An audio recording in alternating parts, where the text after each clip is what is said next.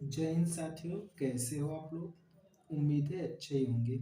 आज की वीडियो में हम पढ़ेंगे UP board Hindi class 12th के पंचलाइट कहानी को, जो कि 5 नंबर का आपके एग्जाम में हर साल पूछा जाता है। इसलिए 2023-24 की परीक्षा में भी यह पूछा जाएगा ही जाएगा, 100% पूछा जाएगा। इसलिए आप इस कहानी को पूरी तरह से तैयार कर लीजिए। आज की वीडियो में हम इसी कहानी को पढ़ेंगे। मैं उम्मीद करता हूँ कि आप लोग इस कहानी को आज इस वीडियो में पढ़ने के बाद पूरी तरह आपके दिमाग में ये कहानी बैठ जाएगी। तो चलिए आज की कहानी पंच लाइट को हम पढ़ते हैं। तो चलिए ज़्यादा देर न करते हुए वीडियो को शुरू करते हैं।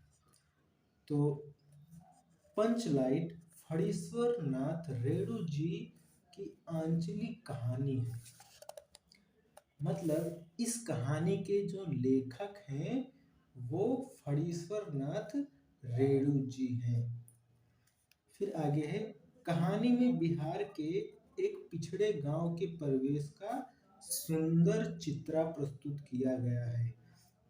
मतलब जो पंचलाइट कहानी है वो बिहार के पिछड़े गांव की कहानी है, जिसको फणीश्वर नाथ रेणु जी ने लिखा है। उसके बाद महतो टोली में कुछ अशिक्षित लोग हैं। मतलब बिहार के जो पिछड़ा गांव है उसमें एक टोली है जिसका नाम है महतो टोली। उसमें कुछ अशिक्षित लोग हैं। यहाँ पर टोली 2 बार हो गया है, तो एक बार में एक वाला टोली में काट देता हूँ, गलती से लिख गया होगा। महतो टोली में कुछ अशिक्षित लोग हैं। उन्होंने रामनवमी के मेले में पेट्रोमैक्स खरीदा, जिसे वे पंचलाइट कहते हैं। वो लोग क्या करते हैं, एक बार रामनवमी के मेले में जाते हैं, वहां से वो पेट्रोमैक्स खरीदते हैं, जिसको पंचलाइट भी कहते हैं। पंचलाइट को ये सीधे साधे लोग सम्मान की चीज समझते हैं। अब समझिए, ये लोग क्या है, अशिक्षित हैं, इसलिए ये उस पंचलाइट को बड़े ही सम्मान की चीज समझते हैं। पंचलाइट को देखने के लिए टोली के सभी बालक, औरत, मर्द इकट्ठा हो जाते हैं। अब जो पंचलाइट है वो पहली बार गांव में आया था, इसलिए वहाँ के जो मर्द, औरत और बच्चे हैं वो पंचलाइट को देखने के लिए इकट्ठे होते हैं। फिर सरदार अपनी पत्नी को आदेश देता है कि तुम शुभ कार्य करने के लिए वह पूजा पाठ का प्रबंध कर ले। मतलब जो गांव का सरदार होता है वो भी काफी प्रसन्न होता है और वो अपनी पत्नी को आदेश देता है कि ये शुभ कार्य करने से पहले वो पूजा पाठ की का प्रबंध कर ले।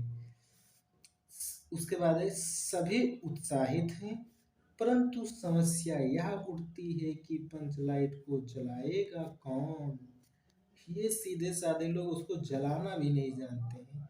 पंचलाइट तो सब खरीद लाए, लेकिन उसको जलाएगा कौन, ये समस्या उठती है। तो देखिए, ये सीधे साधे लोग तो पंचलाइट को जलाना भी नहीं जानते। इतने ये लोग अशिक्षित थे कि उसे सम्मान की चीज समझते थे, लेकिन उसको जलाना ही नहीं जानते थे। अब यहाँ से हीरो की एंट्री होती है, जिसका नाम है गोधन, और इसमें एक हीरोइन भी है जिसका नाम है मुनरी।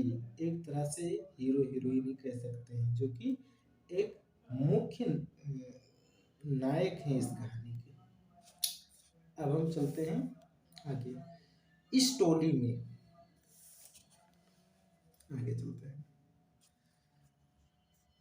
इस टोली में गोधन नाम का एक युवक है। अब देखिए, गोधन नाम का, इसी महतो टोली में गोधन नाम का एक युवक है। वह गांव की मुनरी गांव की मुनरी नामक एक युवती से प्रेम करता है। मतलब जो गोधन होता है वो इसी टोली के एक मुनरी नामक युवती मतलब एक लड़की से प्रेम करता है। मुझे मुनरी की माँ ने पंचों से गोधन की शिकायत की थी कि वह उसके घर के सामने से सिनेमा का गाना गाकर निकलता है। मतलब जो गोधन है वो मुनरी से प्रेम करता है और रोज उसके घर से सिनेमा का गाना गाकर निकलता है।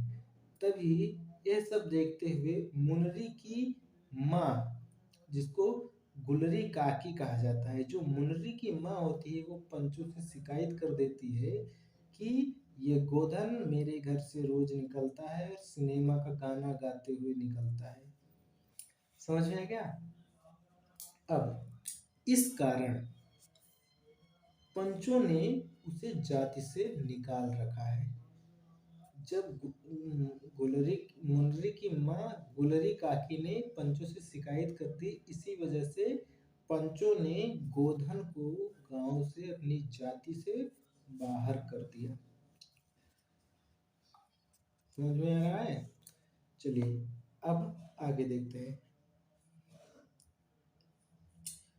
अब मुनरी को पता है कि गोधन पंचलाइट जला सकता है। एक तो पंचों को ये समस्या उठती थी पंचों के पास कि पंचलाइट कोई जलाना नहीं जानता है। तो क्या होता है कि मुनरी को तो पता था कि गोधन पंचलाइट को जला सकता है। वह चतुराई से यह बात पंचों तक पहुंचा देती है कि गोधन पंचलाइट जला सकता है। तो उसके बाद क्या होता है कि सभी पंच गोधन को पुनः जाति में ले लेते हैं और उसके बाद गोधन पंचलाइट को जला देता है। तो क्या होता है, पंचों को जब पता चलता है कि गोधन पंचलाइट को जला सकता है, इसलिए क्या होता है, पंच गोधन को पुनः अपनी जाति में ले लेते हैं। उसके बाद देखिए क्या होता है, मुनरी की माँ गुलरी काकी प्रसन्न होकर गोधन को शाम के भोजन का निमंत्रण देती हैं। अब देख लीजिए यहाँ पर, जब गोधन पंचलाइट को जला देता है तो सभी लोग खुश हो जाते हैं, जिससे मुनरी की माँ गुलरी काकी भी खुश हो जाती है और गोधन को शाम के खाने पर बुला देती है कि आओ बेटा, मैं तुम्हें शाम के खाने पर निमंत्रण देती हूँ। उसके बाद देखिए आगे क्या हुआ।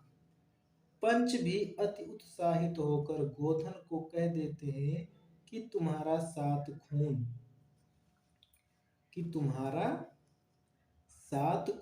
माफ, खूब गाओ सलीमा का गाना। पंच भी कहते हैं कि जाओ, तुम्हारा सात खून माफ, मतलब तुम्हारी सारी गलतियां माफ, जाओ खूब गाओ सलीमा का गाना। पंचलाइट की रोशनी में लोग भजन कीर्तन करते हैं और उत्सव मनाते हैं। उसके बाद आगे देखते हैं।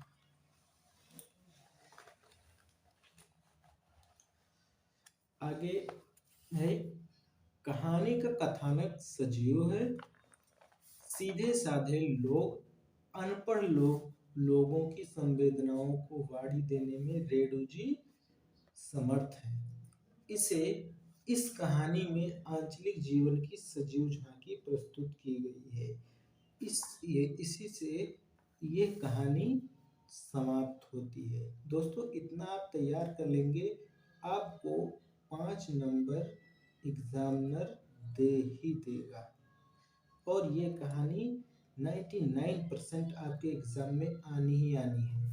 आप क्या कीजिए, इसको बिल्कुल उतार लीजिए नोट्स में अपने और इसी को याद कर लीजिए। इससे कुछ प्रश्न भी आ सकते हैं वो विकल्पीय में, और ये कहानी पूरी जाकर वहाँ पर आप लिख दीजिएगा। आपको 5 नंबर एग्जामिनर पूरा पूरा दे देगा, राइटिंग का भी नहीं काटेगा। तो उम्मीद है आपको ये वीडियो अच्छा लगा होगा। अगर अच्छा लगा है तो प्लीज़ हमारे वीडियो को एक लाइक कर दीजिए और चैनल को सब्सक्राइब कर दीजिए, और अगर आपको ये वीडियो पसंद आया हो तो प्लीज़ कमेंट में अपनी राय ज़रूर दीजिए। नमस्कार।